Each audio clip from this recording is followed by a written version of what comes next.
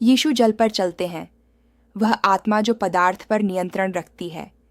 कार्डेक सिखाते हैं कि यीशु शुद्ध आत्मा और दिव्य कानूनों के साथ पूर्ण सामंजस्य में सार्वभौमिक तरल पदार्थों पर पूर्ण नियंत्रण रखते थे, जो सभी सृष्टि का आधार हैं। जल पर चलने के दौरान उन्होंने गुरुत्वाकर्षण के कानूनों का उल्लंघन नहीं किया, बल्कि उन्होंने उन सूक्ष्म बलों पर कार्य किया जो पदार्थ को सहारा देते हैं। ज्ञान और नैतिक शुद्धता के साथ ब्रह्मांडीय तरल को नियंत्रित किया। इसलिए यह घटना भौतिक होने से पहले आध्यात्मिक है, उच्चतर कारणों का एक प्राकृतिक प्रभाव, जिसे एक ऐसे प्राणी द्वारा समझा गया है जिसने पहले ही मानव सीमाओं को पार कर लिया है। पदार्थ आत्मवाद सिखाता है केवल विभिन्न घनत्व के स्तरों पर सार्वभौमिक तरल का संकुचन है। यीशु इस तरल के कानूनों को जानते हुए अपने स्वयं के पेरिस्पिरिट की कंपन घनत्व को अस्थायी रूप से बदल सकते थे, जिससे वह हल्का और सूक्ष्म हो जाता था। ऐसा करते हुए उन्होंने पृथ्वी के गुरुत्वाकर्षण के साथ अपनी बातचीत को कम कर दिया और बिना डूबे तरल सतह पर खुद को स्थिर रखा। इस प्रक्रिया में कुछ भी अलौकिक नहीं है, यह केवल पदार्थ है जो उच्चतर चेतना के प्रति आज्ञाकारी है। आधुनिक भौतिकी स्पष्ट करने वाले उपमा प्रदान करती है।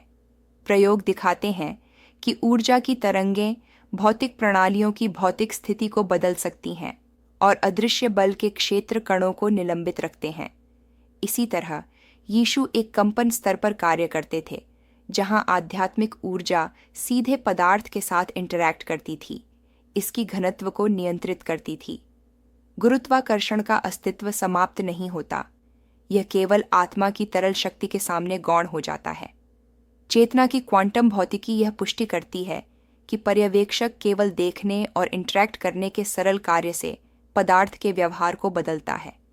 यीशु, जिसकी चेतना दिव्य मन के साथ एकीकृत थी, इरादे और उसकी कंपन की शुद्धता द्वारा तुरंत वास्तविकताएं बनाते थे।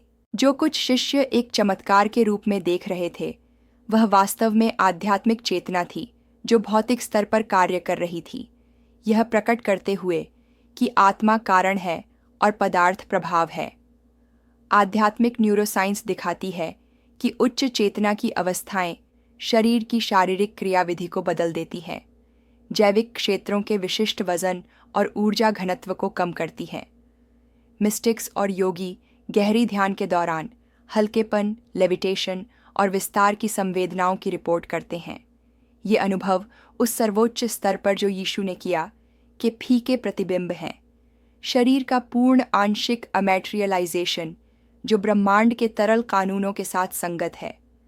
कार्डेक बताते हैं कि यीशु ने ऐसे कार्य नहीं किए ताकत साबित करने के लिए, बल्कि जीवित चित्र के माध्यम से विश्वास और विश्वास का पाठ सिखाने के लिए। जब पेतरुस ने मास्टर को पानी पर चलते देखा तो उसने भी ऐसा करने की कोशिश की, और जब उसे डर लगा तो वह डूब गया। डर वह नैतिक घनत्व है जो हमें पदार्थ से बांधता है। विश्वास वह आध्यात्मिक हल्कापन है जो हमें इसके ऊपर उठाता है। इसलिए यह एपिसोड चेतना की भ्रांति पर विजय की एक भौतिक उपमा है। पैरासाइकोलॉजी समुद्र को सामूहिक अचेतन का प्रतीक मानती है। वह भावना, भय और इच्छाओं का क्षेत्र जो मानव आत्मा को हिलाता है। पानी पर चलना, अचेतन को पार करना, आंतरिक शक्तियों पर नियंत्रण पाना और जीवन की सतह पर संतुलन बनाए रखना है। यीशु ने जब इसे शाब्दिक रूप से किया तो उन्होंने दिखाया कि जब विश्वास भय को बदलता है और प्रेम संदेह को बदलता है तो प्रत्येक प्राणी आध्यात्मिक रूप से क्या प्राप्त कर सकता है।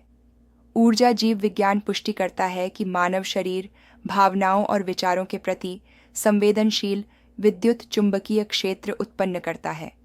जब आत्मा निर्माता के साथ पूर्ण सामंजस्य में पहुंचती है तो ये क्षेत्र इस तरह से संरेखित होते हैं कि शरीर ऐसा प्रतिक्रिया करता है जैसे वह प्रकाश हो, हल्का, एकजुट, इच्छा के प्रति आज्ञाकारी।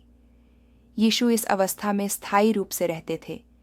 उनका शरीर दिव्य आत्मा का उपकरण था और पदार्थ उनके प्रेम की तरंग के सामने झुकता था। कार्डेक ने यह स्पष्ट किया कि यीशु ने कभी रहस्यों की एक धर्म की स्थापना नहीं की, बल्कि आत्मा का एक विज्ञान। उनकी असाधारण क्रियाएं आध्यात्मिक कानूनों के जीवित पाठ थीं, जिन्हें मानवता बाद में तर्क और विज्ञान की प्रगति के साथ समझेगी। पानी पर चलना आध्यात्मिक रहस्योद्घाटन का सही सार है। आत्मा पदार्थ से श्रेष्ठ है और प्रेम वह शक्ति है जो दोनों को संतुलित करती है।